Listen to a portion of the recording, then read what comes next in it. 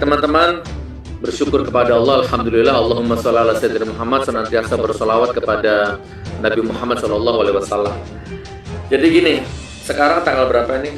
Tanggal 5, Rabu 5 Oktober 2022. Saya sudah berada di Jakarta. Saya sudah menginjakkan kaki di Jakarta dan konsultasi dengan kuasa hukum. Oke, ada beberapa hal yang ingin saya sampaikan. 1, 2, 3, 4 poin lah. Jadi gini ya, Pak Polisi, buzzer, influencer, jamaah, umat, presiden barangkali, tanpa terkecuali lah siapapun yang bisa menangkap tayangan ini ya. Ya, itu hak Anda ya. Sebenarnya ini masalah paradigma. Dan paradigma itu nggak bisa saya paksa. Ada orang yang melihat tayangan ini pasti dengan pendekatan damai, pendekatan kondusif, pendekatan mau nerima, dicari yang baik, dibuang yang tidak baik gitu. Tapi akan ada orang, akan ada kelompok, akan ada golongan yang melihat tayangan ini pasti dengan pendekatan konflik. Gak ada benernya ini. Tayangan ini gak ada benernya. Jangankan sudah tayang, baru berapa detik aja sudah error pendekatanmu gitu loh. Wah, residivis ya kan? Wah, radikal ya kan? Wah, ini ada HTI, FPI, khilafah, radikalisme, mecah belah bangsa, mecah belah umat. Anda pasti berpikir seperti itu. Belum apa-apa Anda sudah pendekatannya sudah ya seperti itu, konflik. Dan ini semua kalangan ada, polisi ada yang berpikir saya radikal ya. Kalau buzzer influencer saya maklum karena memang otak mereka udah disetting untuk membenci saya. Walaupun saya nggak pernah merugikan pribadinya. Yang saya heran ini ada, maaf ya, oknum atau apa terserah lah ya. Ada petugas polisi yang ikut-ikutan nganggap saya ini radikal. Pokoknya Gus Nur itu wajib salah, pasti salah, harus salah. Susah Pak. Nah makanya begini teman-teman ya. Saya pastikan catat omongan saya dan ini ditonton oleh keluarga, ditonton anak istri saya, dicatat oleh malaikat, dicatat oleh Allah. Catat ini omongan saya siapapun. Saya tidak suka berbohong. Ya, saya tidak suka rekayasa. Saya tidak suka settingan. Makanya di antara live ini yang punya channel saya kasih judul saya jujur. Saya tidak suka rekayasa dan saya hanya punya mubahalah. Itu judulnya. Ya, kita punya makom sendiri-sendiri. Bang Egi makomnya begitu, Bang Dame begitu, Mas Rizky, Mas Ahmad, beliau begitu makomnya. Ya makom saya, disiplin ilmu saya mubahalah. Saya nggak punya apa-apa lagi. Kalian punya senjata, kalian punya uang, kalian punya peralatan, kalian punya instrumen, kalian punya apa segalanya. Saya nggak punya apa-apa. Jadi kenapa Anda caci maki mubahalah saya? Pegangan saya hanya itu. Itu ya poin pertama teman-teman ya. Jadi saya tidak pernah melanggar hukum. Pak Polisi, catat ini. Saya dilaporkan 3 kali, disidang 3 kali, divonis 3 kali. Saya ngalah. Saya diem, saya ikhlas. Di Surabaya, tiap Selasa sidang, nih yang dampingi saya. Tiap Selasa sidang, maaf ini, saya Bloko Suto ya. Paling tidak kurang lebih 10 juta keluar. Bukan untuk beliau ini lillahi ta'ala. Sekali sidang, selesai sidang makan. Saya pikir lawyer yang makan, medianya ikut makan semua. Mas Ahmad ya, kita makan di rumah makan itu ada 40 orang yang makan, 30, 40, saya yang bayar. Setiap Selasa, setiap sidang 10 juta, 10 juta. Lebih baik tak pakai bangun masjid, pakai makan santri. Tapi saya ikhlas, saya terima ini sebagai kodok dan kodar Allah. Dan tidak terbukti deliknya di Surabaya, di Palu lebih parah Bang. Di Palu saya harus terbang dari Jawa ke Palu naik pesawat tiap Kamis. 3 orang, 4 orang, minimal 5 juta, 10 juta pulang pergi pesawatnya saja. Yang saya pikir banyak, saya harus menghidupi ustadz-ustadzah di pesantren saya harus menghidupi santri-santri saya, banyak yang saya tanggung, tapi itu gara-gara laporan Anda. Tapi demi hukum, saya taat hukum, saya datang sidang. Dipanggil penyidik jam 10, jam 9 saya datang. Jadwal sidang jam 9, jam 8 saya datang. Nggak pernah saya mager dari panggilan, nggak pernah. Saya yakinkan, saya tidak pernah melawan hukum, tidak pernah melanggar hukum. Tapi saya hidup di zaman yang seperti sekarang ini. Ya, kalian mempermainkan saya, mempermainkan nasib saya, hidup saya. Wallahu a'lam bishawab. Itu ya, saya tekankan sekali lagi, saya bukan kriminal, saya bukan OTT KPK, saya bukan pengedar sabu-sabu, saya bukan radikal. Yang radikal itu tentara yang tendang Aremania yang sampai mati kemarin itu loh. Nah itu baru radikal, orang dia nggak keserang, dia nggak terancam kok. Ada orang lewat aja ditendang sampai meninggal orangnya, itu radikal. Ya kan, yang membuat kebijakan gas air mata ya, termasuk itu yang membuat kebijakan ini, sistem ini, misalkan BBM naik, semua susah hidupnya, sampai ada rakyat yang nggak kuat mikir, bunuh diri, itu radikal. Coba tunjukkan ke saya, dampak kerusakan apa yang sudah disebabkan oleh Gus Nur. Wih, ini gara-gara Gus Nur, gedung kejaksaan terbakar. Masa iya? Tunjukkan berapa nyawa melayang gara-gara saya. Tunjukkan. Keonaran apa? Suku apa? Ada Dayak, Madura, Batak mungkin, Sunda, Jawa, atau agama Kristen, Islam, Katolik. Ada nggak yang berantem gara-gara saya? Nggak ada, saudaraku. Dan yang terakhir, kemarin saya ditahan 10 bulan di Barreskrim. Dilaporkan pencemaran nama baik. Dan yang melaporkan tidak pernah datang ke pengadilan.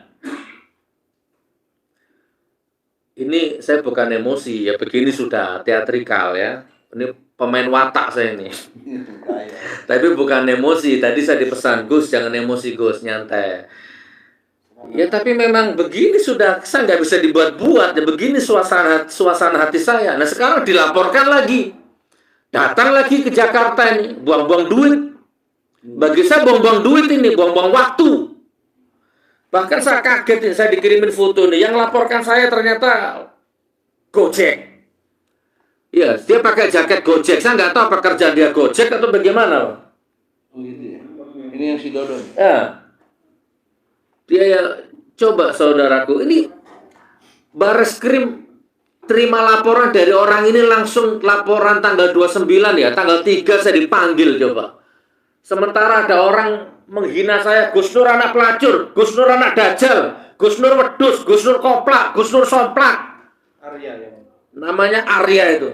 Saya laporkan sampai sekarang 3 tahun nggak diproses. Kenapa kalau saya dilaporkan 3 hari dijemput, seminggu dipanggil? Saudaraku, saya ini nggak pernah, saya ini cinta kejujuran, saya cinta kedamaian, saya cinta hukum ditegakkan. Barakallah ya. Sebentar, Bang Egy, sabar Bang Egy ya. Silakan. Masih sedikit lagi. Allah. Silakan. Nah, jadi janganlah kalian mendekati saya ini dengan pendekatan konflik, ya. Ini jujur ini, maaf ya, ini saya harus bloko suto ini. Ini ada teman-teman HTI. Saya bukan HTI. Saya bukan FPI. Saya bukan apa coba? Siapa? Apa? Saya nggak pernah makan uangnya Jokowi, Prabowo, Sandiaga Uno, PDI, Nasdem, siapapun. Enggak. Saya merdeka. Jangan bilang Gus Nur dimanfaatkan ini, golongan ini, golongan ini. Enggak, saya punya akal. Saya punya nalar. Gitu kan. Pedoman saya kejujuran. Pedoman saya punya standar moral sendiri untuk mengukur orang itu. Jadi Anda jangan bilang saya radikal, saya dikelilingi orang-orang radikal, HTI. Enggak ada. Saya merdeka. Nah, gitu teman-teman ya. Ini saya yakin ini ya. Semuanya nonton ini ya, clear malam ini insya Allah. Terus menebarkan kebohongan. Nah ini kan selalu disematkan ke saya ini, menebarkan kebohongan. Mana yang bohong? Tolong jawab ini. Kompolnas kemarin bohong enggak? Bohong. Kompolnas bohong. Komnas HAM bohong.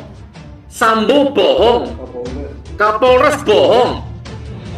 Influencer buzzer bohong. Banyak pembohong. Saya bohong apa? Apa bohong saya? Jawab ini, mobil SMK bohong enggak? Bohong Pak, mobilnya nggak ada, mana? Katanya sudah 6.000 yang inden. Waktu itu wawancara di menu, hostnya sekarang jadi duta besar di Singapura. Hei rakyat, hei penegak hukum, hei negara, hei institusi, aku ini bohong apa? BBM nggak naik-naik, itu bohong. Listrik nggak naik-naik, aku bohong apa? Nggak import-import, nggak ngutang-ngutang. Pak Polisi, Pak Sigit, ya Pak Sigit kan yang tertinggi sekarang. Saya ini bukan pembohong, Pak. Pak Jokowi, aku ini bukan rakyat pembohong. Aku ini jujur, apa adanya, lillahi ta'ala. Sekarang gini aja ya, saya rujukannya Pak Mahfud MD aja lah. Kalau memang Anda ini menganggap saya ini dibisikin orang-orang ini, oke, saya Pak Mahfud MD kan ngomong, ini rusak ini negara ini sudah. Di mana-mana rusak ini. Ini segala lini parah. Lah, Pak Mahfud MD yang ngomong, saya sebagai warga negara, sebagai umat beragama, terpanggil untuk amar ma'ruf nahi munkar. Kan nggak mau saya diam. Oh, memang pembohong. Gitu, saudaraku. Tadi malam saya merenung di rumah saya di balkon di lantai 2. Di lantai 2 saya merenung. Ya. Saya lihat tetangga-tetangga saya itu sekitar jam 1 malam saya berdiri di balkon. Saya membayangkan menembus tembok rumah tetangga-tetanggaku lagi ngapain mereka ini. Ada dosen, ada guru, ada polisi, tetangga-tetangga saya itu. Mungkin mereka sedang terlelap sekarang ini. Nyaman tidur mereka, nyaman hidup mereka, nggak mikir apa-apa. Ya, gajian, ya pokoknya rutinitas lah. Sebenarnya saya mau seperti mereka, saya juga nyaman kok. Saya ini zona nyaman, nggak usah kerja, insya Allah, ya. Sistem jalan, usaha jalan saya ini. Saya bukan pengemis, saya bukan penjilat. Di YouTube saya itu ya 8 juta tiap bulan dulu disita polisi itu, Munjia Channel itu 40 juta tiap bulan. Ini bikin baru nih, 8 juta tiap bulan kurang lebih. Nggak pernah masuk ke perut saya. Wallahi, masuk ke perut saya nggak pernah. Uangnya YouTube itu. Mana uangnya YouTube? Ada, tapi saya nggak tahu. Sudah tersalur keluar rumah. Nggak sempat masuk ke dapur, dimakan anak istri saya. Saya tuh kalau mau, ya bolehlah kalau memang Anda menginginkan. Saya tak tidur aja, main sama anak. Traveling, jalan-jalan, gak usah mikir rezim, gak usah mikir ini dan ngapain. Saya tak seperti tetangga-tetangga saya itu, enak mereka tidur itu kayaknya. Ya, gak ada urusan sama polisi, gak ada urusan sama aneh-aneh itu.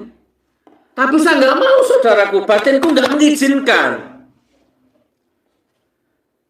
Kurang lebih seperti itu ya, teman-teman ya. Saya percepat.